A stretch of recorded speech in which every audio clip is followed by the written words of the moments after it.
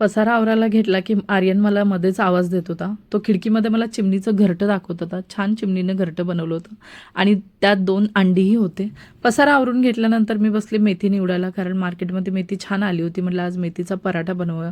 लसूण मिरचीचा ठेचा टाकून मी पराठा बनवते, कारण झणझणीत पराठा खूप छान वाटतो. त्याच्याबरोबर मी पुदिन्याची चटणीही बनवली होती, पण ती मी दाखवली नाही. तर नेक्स्ट मिनी ब्लॉगमध्ये मी नक्की दाखवेन. पराठा वगैरे खाऊन झाल्यानंतर आर्यन इथं नाशिक ढोल वाजवत होता, कारण तो बॅटवर म्युझिक बनवत होता. त्याला नाशिक ढोल प्रचंड आवडतो.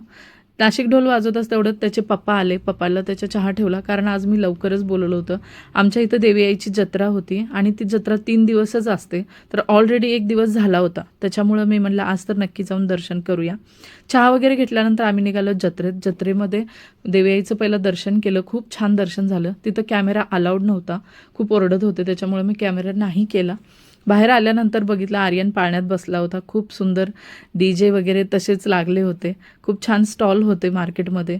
मला तर ते बघून सगळ्या लहानपणीची आठवण आली, कारण मीही लहानपणी जत्रा खूप फिरले होते. जत्रा वगैरे झाल्यानंतर आम्ही घरी